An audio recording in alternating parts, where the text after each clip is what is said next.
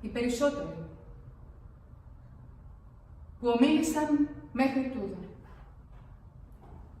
από τη θέση αυτή.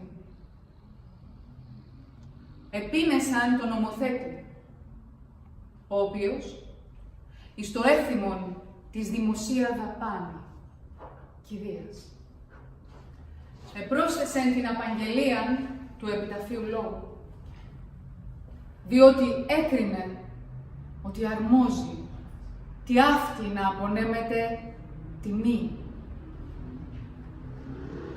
κατά την ταφήν των νεκρών. So if you could just tell us a little bit about yourself and about what we're witnessing here at the Katakouzinos Home Museum. Well, my name is Ioanna Spanou, and here at Katakouzinos Institute we are staging the funeral oration by Pericles. It's the most famous political speech. It's a praise for the dead, and it was the perfect timing for Pericles to speak about democracy and describe what they're fighting for, because it's the first year of the Peloponnesian War. So we have a wonderful director called Dimos Avdeliotis, who is famous for his dedication on the Greek language, and we have the opportunity to stage the amazing translation by Eleftherios Venizelos, the well-known politician that we had many years ago. So for us it's this magic moment that Pericles, Venizelos, Katakouzinos Institute, and all our efforts and our wishes for the future combine into production. We are speaking about democracy as a way of life, as a way of thinking, as a way of behaving, and not just about politics, but what we can do and what we can give for the better and contribute for the better in our country. So it is a very timely issue. Yes, it's been now a year that we are doing that, and it's true that the Ministry of Culture came and really appreciated our work, and we had a small funding by them. So we had many people coming and watching the play, and the fascinating thing was that what they felt after it is that yes, we can stand up and do something about democracy. We can change our lives, and we can change the way things are.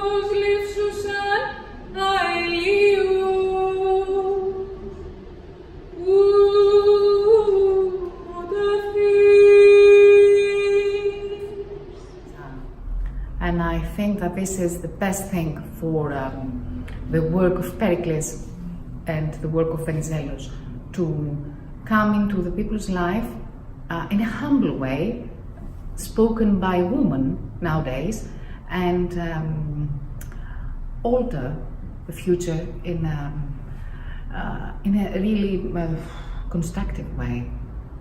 And the song you sang before, can you tell us a little bit about that? Yes, I can tell you about that. It's a part of the chorus, not the chorus, it's the lamentation of Antigone when she's about to enter the tomb.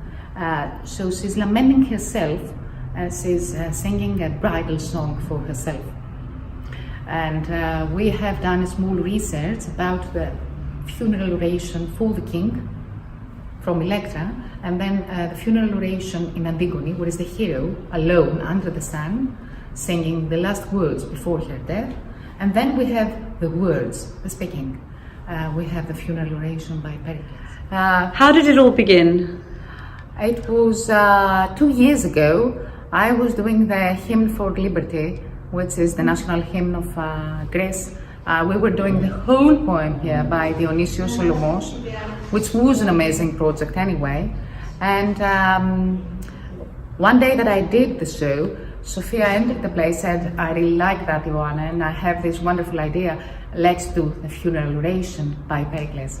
And it was in public, and I was really amazed by that, because, you know, we have this connection with the text from the schools, but we are not really deeply connected with them. So I said, yes, that would be lovely, but inside of me I was thinking, oh my God, is this really working to do the funeral oration? It's quite heavy. It is, that's what I thought. And then we searched the text and we decided to do the translation by Eleftherios Venizelos, which was a great thing to do, because Venizelos had lost the elections. It was 1920. He left for Paris.